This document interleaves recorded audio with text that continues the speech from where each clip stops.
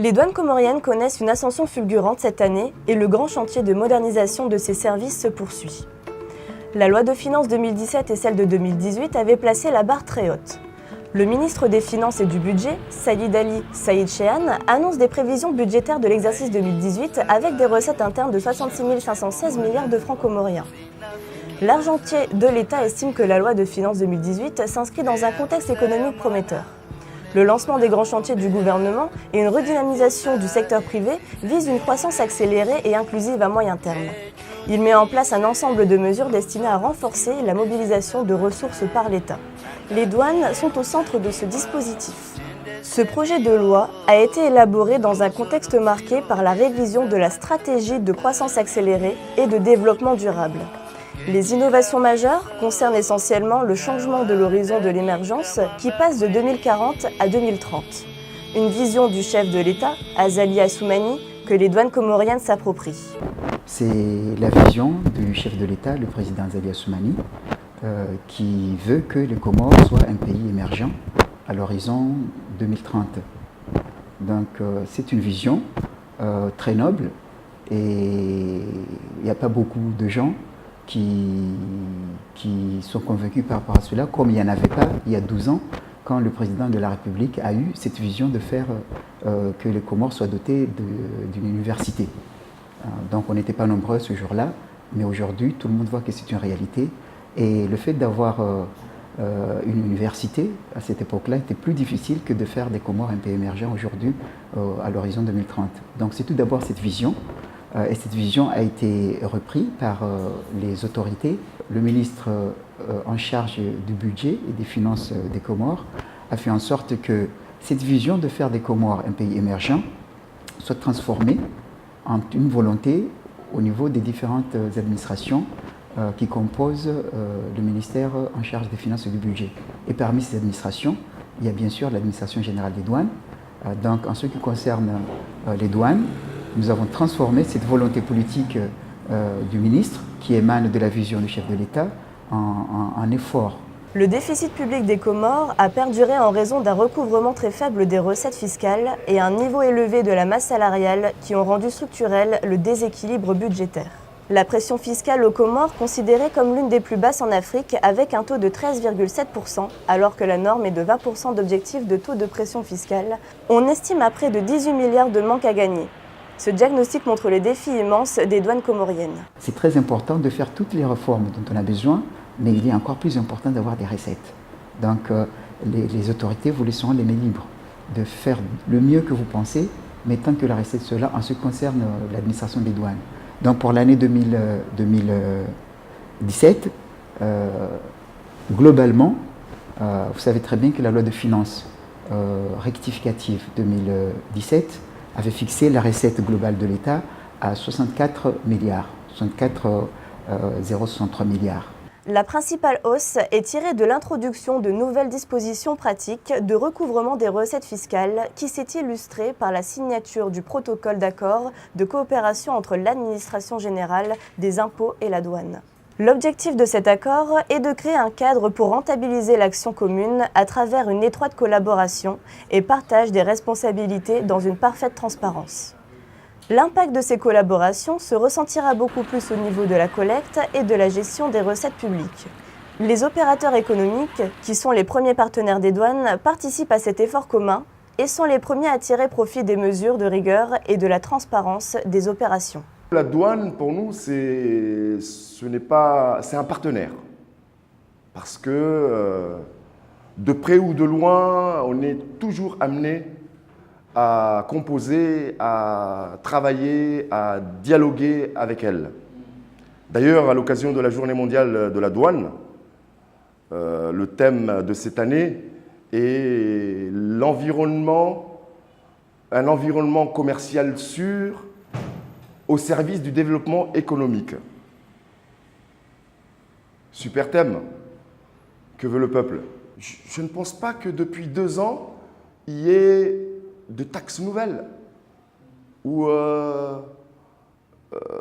du moins au niveau de la douane. On peut parler de nouvelles taxes ailleurs.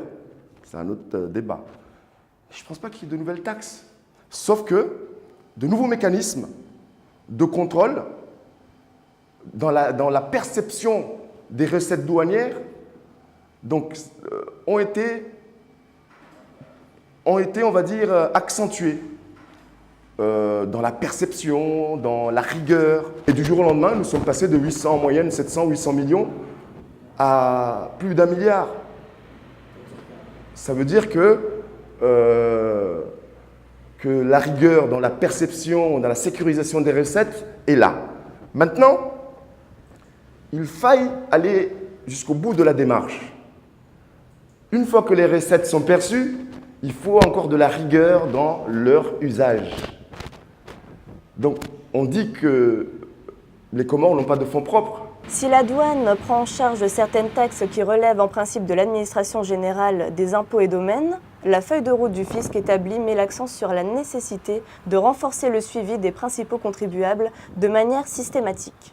Omar Moussine, avec sa petite industrie de vente d'œufs et de poulets de chair, emploie 52 personnes au total. Il bénéficie des avantages accordés par le Code des investissements et des facilités douanières accordées aux investisseurs, créateurs de richesses et d'emplois. Et ça, c'est la machine de Provence. On en a deux. Il y a un de capacité de 500 kg et l'autre de capacité de 1,5 tonne. 1,5 tonne pour 45 minutes.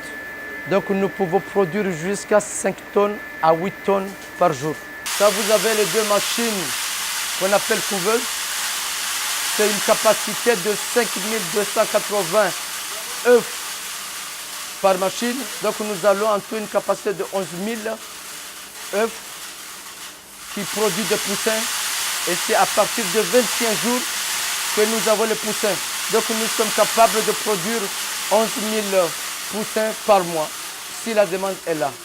Il en va de même pour le commerçant Sam. Jadis premier contributeur de l'État, les établissements Sam installés depuis les années 60 ont vécu l'évolution des douanes comoriennes, depuis les déclarations manuelles en passant par le Sidonia++, jusqu'au processus de migration vers le Sidonia World, nouvel outil visant à moderniser les travaux douaniers à travers leur informatisation. Et qu'il y a cette possibilité que la nouvelle direction nous a donnée pour dédouaner les conteneurs à la maison. Donc on fait venir nos conteneurs ici, il y a l'équipe de douane, les inspecteurs qui viennent pour le contrôle. Ça va beaucoup plus vite. C'est que la direction, avec toute la bonne volonté qu'elle puisse avoir, elle ne peut pas tout faire. Il y a les opérateurs économiques qui doivent donner un peu du leur. L'une des mesures phares de la nouvelle direction des douanes est l'élimination des exonérations douanières accordées souvent indûment. Rien que pour l'année 2016, l'État a perdu 40% des recettes par des avantages d'exonération qui s'élèvent à 4 695 millions de nos francs. En 2017, le nouveau directeur général mène un plaidoyer pour appliquer le paiement des droits et taxes douanières et faire admettre aux administrations publiques de la nécessité de régler leurs droits avant d'acquérir leur équipement et consommables importés. De 4 600 millions de pertes, ce chiffre tombe en une seule année à 1 541 millions, une performance. Le 1 541 millions d'exonérations qui ont été accordées, c'est vraiment des exonérations réelles qui vont pour renforcer le développement économique du pays. Ce n'était pas du tout des exonérations fantaisistes. Chaque franc qui était exonéré, aussi bien dans la politique du ministre des Finances et de la douane, c'est un franc qui va réellement au profit de l'économie du pays par rapport au désinvestissement. Il en est de même des administrations.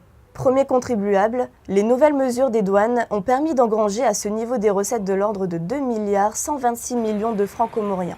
Un ministère comme la Santé, qui demande constamment une évolution des dépenses, intègre désormais dans son plan financier les droits et taxes à s'acquitter à la douane. Dans la santé, nous avons fixé comme objectif de fournir à la population des soins de santé, que ce soit de santé curative, préventif, ou voire même promotionnel, et ça demande beaucoup d'argent. Ça demande à ce que nous disponibilisons des vaccins, il faut que nous disponibilisons des produits pharmaceutiques, comme les antipaludiques, comme les antirétroviraux pour la lutte contre le VIH, pour la prise en charge des patients vivant avec le VIH, des réactifs pour le diagnostic, mais également des infrastructures, mais aussi des équipements. Donc, je peux dire, par exemple, si je prends un exemple, les infrastructures. Le gouvernement a sorti plus de 150 à 200 millions rien que pour les infrastructures. Pour, je donnerai l'exemple, pour la réhabilitation de Bemba Wamtanga, notre hôpital que nous venons d'ouvrir, pour la délocalisation de El Marouf, sa démolition, et puis la délocalisation des services, pour pouvoir réhabiliter également notre annexe de Ndé. Il y a également toutes les conventions que nous avons signées avec les partenaires et dans lesquelles nous avons précisé que le gouvernement prendra en charge les exonérations. Donc avant, nous on comprenait que les exonérations, ça veut dire gratuit, que le gouvernement ne sortait rien. Alors qu'au fond, dans le code, il faut que le gouvernement, qui est le premier contribuable, paye. Et c'est ce qui est en train de se passer. C'est ce qui a changé les choses, puisqu'aujourd'hui, nous avons pu, comme le dit, respecter certains engagements par rapport à notre plan d'investissement quinquennal, mais par rapport à nos partenaires. Et nous avons pu payer, sortir tous nos produits. Nous avons également pu réhabiliter nos infrastructures. Nous avons également investi, que nous avons commencé avec la construction d'Elmar.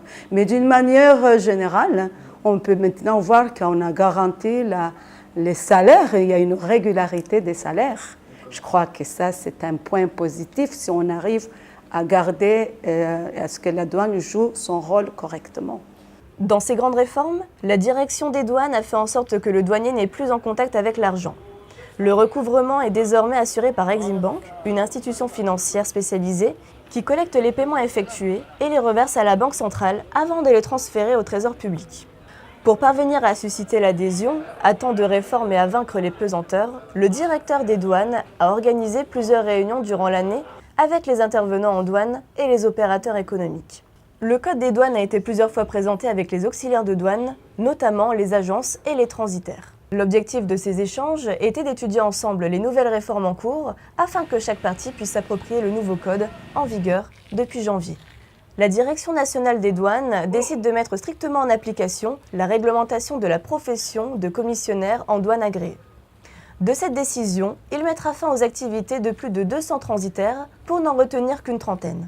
Pour obtenir l'agrément, un test d'aptitude est nécessaire. Seuls les transitaires ayant les compétences requises sont autorisés à travailler.